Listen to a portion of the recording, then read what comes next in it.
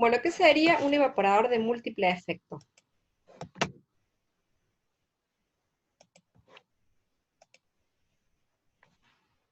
Hasta ahora el que vimos, que es este,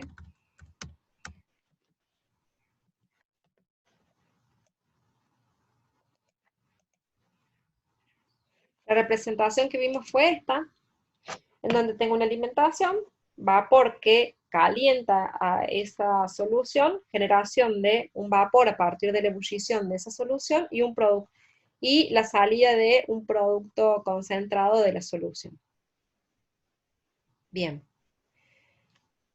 ¿Qué pasa si ese producto concentrado no llegó con este equipo porque la transferencia de calor, por ejemplo, no fue suficiente, no llegó a la concentración deseada? ¿Sí?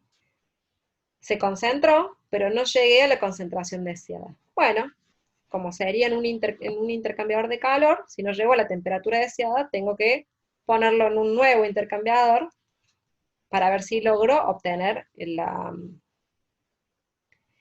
temperatura objetivo. En este caso, este producto puede ser introducido a un nuevo evaporador. Pero además de eso, a ese nuevo evaporador yo lo tengo que calefaccionar con vapor. Bueno, ¿qué pasaría si en lugar de seguir gastando, por decirlo de alguna manera, vapor del que tuve que hacer en caldera, utilizo el vapor que ya generé en este evaporador?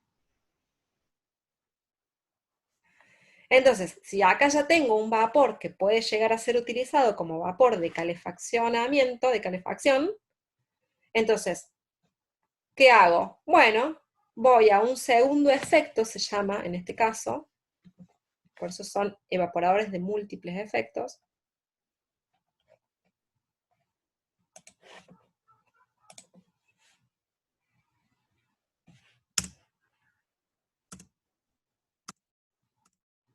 Acá está. Voy con ese vapor a un segundo efecto, y ahora ese vapor, por eso se los aclaré muy detalladamente al principio, ese vapor, que era el vapor que se obtuvo como producto de ebullición de la solución a concentrar, ahora se convierte en el segundo efecto en el vapor calefactor. Entonces, ese vapor, como consecuencia de su condensación, ¿qué va a hacer? Va a ceder calor a esa solución, y esa solución va a generar vapor, pero este va a ser el vapor del segundo efecto. Y ese vapor de segundo efecto, ¿podría utilizarlo? También. Podría utilizar el vapor del segundo efecto para hacerlo ingresar a un tercer efecto que, como consecuencia de su condensación, genere de nuevo vapor. ¿Sí? Entonces, la solución concentrada pasa al segundo efecto. Pero acá hay un problema. Si ustedes es la primera vez que están viendo este equipo y lo están pensando, deben decir, pero ¿cómo hago para que ahora un vapor que salió de esta solución, o sea, es un vapor mucho más pobre que este, caliente una solución concentrada cuyo IP, o sea, cuyo punto de ebullición ya creció? Porque esta solución que sale del primer efecto ya es concentrada. ¿Cómo hago para hacer que este vapor, que es mucho más pobre que el que venía de caldera, cómo hago para que este vapor ahora logre que, condensándose, si antes era parte de la misma solución? Bueno, ¿cómo lo hago? ¿Cómo se imaginan que lo hago? Por eso hablamos anteriormente de vacío. ¿Sí? La manera de hacer que este vapor sea efectivo como vapor de calefacción de una solución ya concentrada, es decir, de una solución que está en un punto de ebullición superior que al inicio de la operación es disminuyendo la presión de este segundo efecto. Entonces, ustedes saben que si disminuyo la presión, el punto de ebullición de esta solución baja. ¿Sí? Bien, entonces ahí se empieza a complicar, porque tenemos, por un lado, que la solución incrementa su punto de ebullición cuando se concentra. Pero por otro lado, tenemos que, como baje la presión de operación de este segundo efecto, la temperatura de ebullición de esta solución es más baja. Bien, entonces para el cálculo debemos tener en cuenta todas esas consideraciones. Un evaporador es un generador de vapor a baja presión. Un vapor producido se puede usar para la calefacción del otro evaporador. ¿Sí? Consideramos dos evaporadores conectados entre sí, de forma que el vapor que sale de uno sirva como agente de calefacción del otro, formando un evaporador, en este caso de dos efectos. Pero lo que no tienen que confundirse es que en este caso, en esta operación, en este primer efecto, el vapor y la solución concentrada están en contacto, porque eran parte de la solución inicial de la alimentación. Pero cuando pasamos al segundo efecto, este vapor generado en el primer efecto, ahora es un vapor de calefacción, que ya no se encuentra en contacto con esta solución, sino que es el vapor que va a calefaccionar y que va a transferir su calor a través de la superficie metálica y del área de transferencia del paquete de tubos que tiene, sea de disposición vertical, horizontal o lo que fuese. ¿Sí? Porque ahora este vapor es el vapor de calefacción.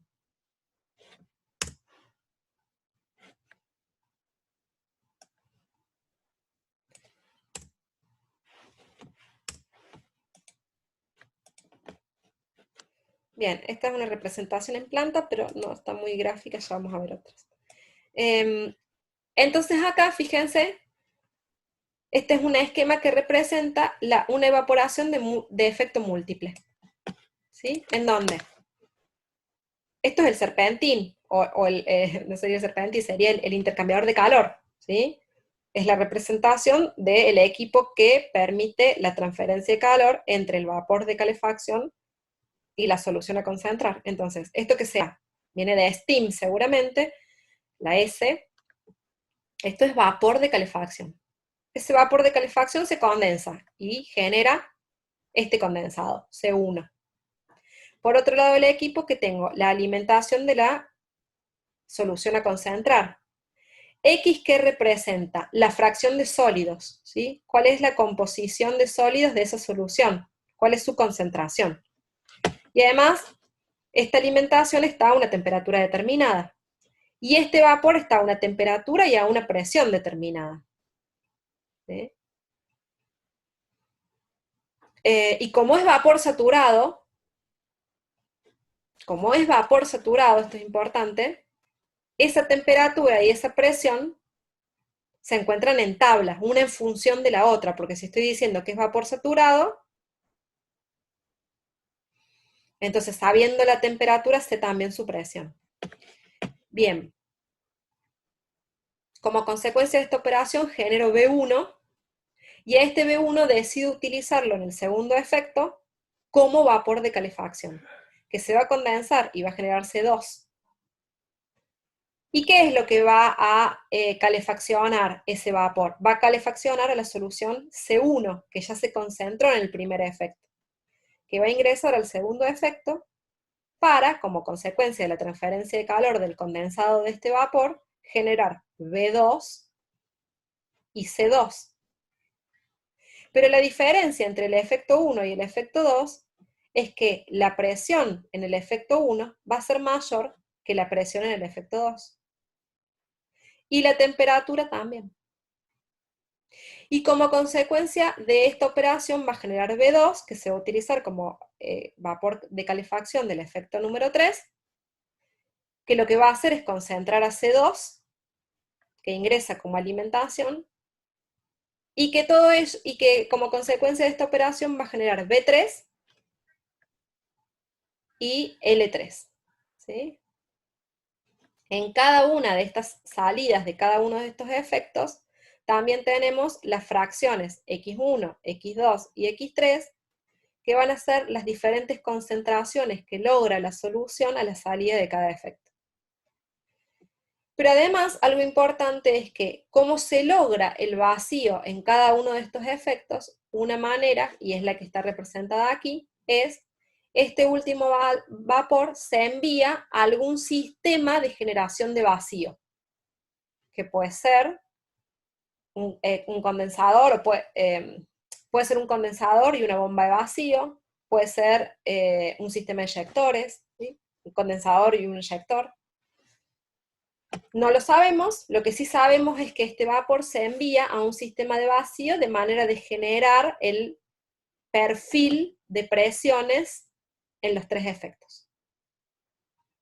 ¿Cuál va a ser el efecto que tenga menor presión? Este. ¿Cuál va a ser el efecto que tenga mayor presión? Este. ¿Sí? Y con todo esto, para la resolución de este tipo de equipos, lo que debe hacerse es un balance de masa y un balance de energía, ¿sí? Para poder calcular los equipos. Bueno, acá sí esta es una representación un poco más visible de un evaporador de múltiple efecto en planta. Bien, el número óptimo de efectos, porque ustedes van a decir, bueno, entonces ¿cuánto pongo? 10. Bueno, no. El número óptimo de efectos es una cuestión económica, ¿sí? A favor, cuanto más efectos tengas, menor supervisión, menor costo de agua, menor costo de operación, mayor economía de vapor. En contra, mayor inversión inicial y mayor costo de mantenimiento, ¿sí? Entonces, y el número óptimo en algunas industrias ya está estandarizado, ¿sí? Cuando hablamos de efectos de evaporadores para la generación de soda, ya sabemos cuál es el número de efectos. Entonces no va a ser algo con lo que ustedes tengan que jugar mucho, ¿sí? Y ni hablar que en los ejercicios prácticos, ese número en general pueden llegar a hacer algún tipo de comparación entre usar un triple efecto, usar un doble efecto, etc. Pero va a ser algo que, con lo cual ustedes no van a tener que jugar, sino más que nada a modo comparativo.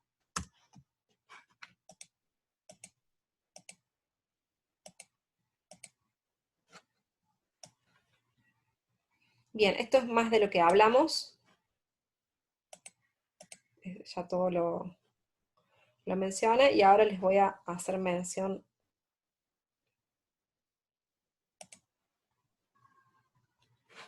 A ver si quieren los repasamos por las dudas. Dice, en un evaporador de dos efectos, la temperatura de la cámara de calefacción es más alta en el primero que en el segundo. Para que el vapor proporcionado por la evaporación del primer efecto haga hervir el líquido del segundo efecto, la temperatura de ebullición en el segundo efecto debe ser más baja que en el primer efecto. Y para ello, este segundo efecto debe trabajar a una presión más baja. Es todo lo que ya les comenté antes. La alimentación del líquido es más simple si se pasa del primer efecto al segundo efecto al tercer efecto. Ahí, a eso sí ya lo vemos.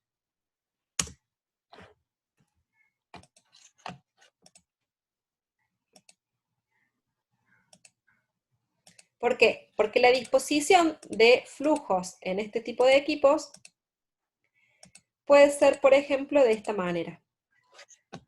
Esto es lo que se denomina alimentación hacia adelante, en donde la dirección de la corriente de vapor de calefacción y del líquido a concentrar es la misma, circulando el líquido en el sentido de las presiones decrecientes, ¿sí? Entra la alimentación al primer efecto, entra el vapor al primer efecto, el vapor que se genera va al segundo efecto, el producto del primer efecto va al segundo efecto, luego al tercer efecto, luego al cuarto efecto, y lo mismo para el vapor. El vapor, el primer efecto, lo que se genera acá va al segundo, al tercero, lo que se genera acá va al cuarto. Es decir, van hacia el mismo sentido. ¿Qué tiene de ventaja esto? Que fíjense que está graficado acá que como la presión es decreciente en cada uno de los efectos, solo necesita una bomba. Con la bomba de la alimentación, ¿sí?, alimenta el sistema y luego este equipo tiene menos presión que esta, entonces el fluido va a fluir hacia el segundo efecto. Y así, sucesivamente. Y la otra ventaja que tiene es que en el caso de que alguno de los productos de la solución sea sensible a la temperatura, de manera que la solución concentrada de ese producto sea aún más sensible a la temperatura, o sea, el producto esté más expuesto a la temperatura a la que se expone, como puede ser, por ejemplo, la vitamina C de un jugo. Entonces, en este caso, el efecto que está en contacto con el vapor de más calidad, con el vapor de más temperatura, es el primer efecto en donde la solución está más diluida. ¿Sí? Entonces, se usa para soluciones térmicamente sensibles, pues la solución más concentrada está en contacto con el vapor de menor temperatura.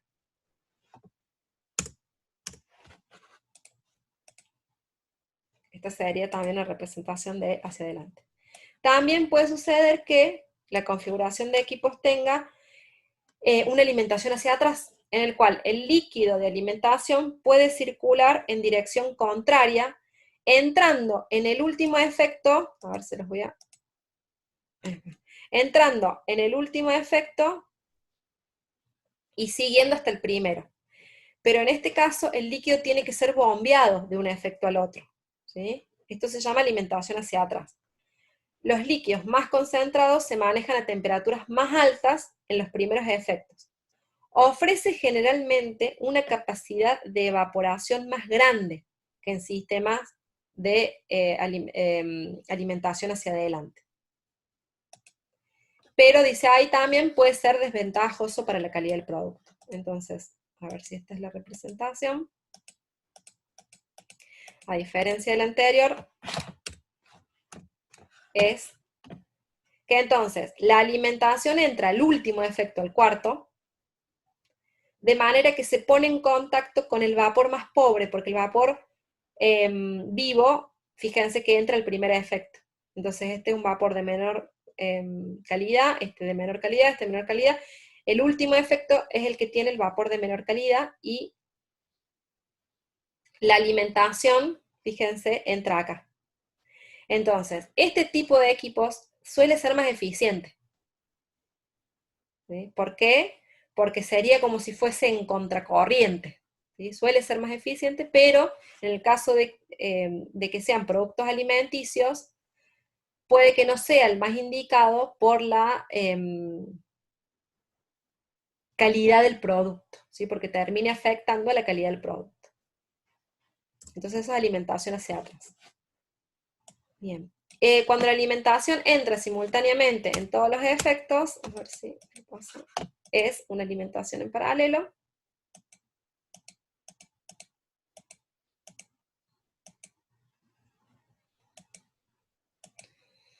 Y también puede ocurrir que tengamos algún tipo de configuración mixta, ¿sí? En donde haya una parte en paralelo, otra parte en...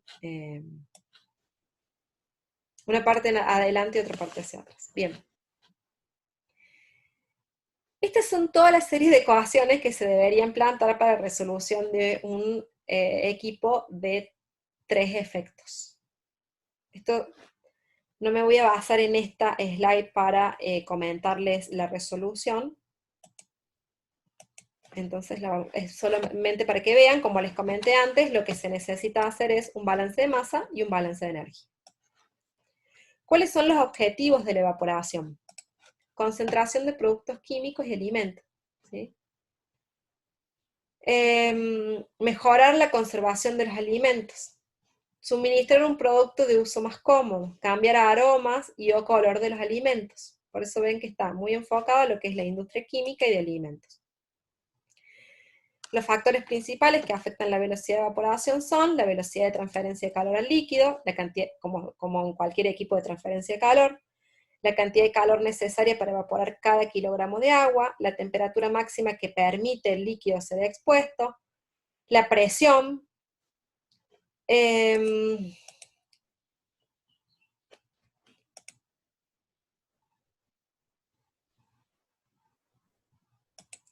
bueno, estas son consideraciones muy teóricas.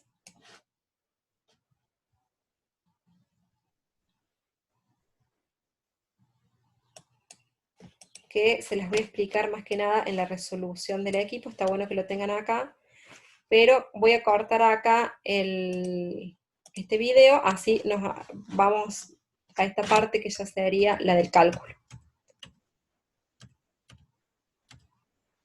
Sí. Bien, corto por acá y ya nos vamos a lo que sería más el cálculo del equipo.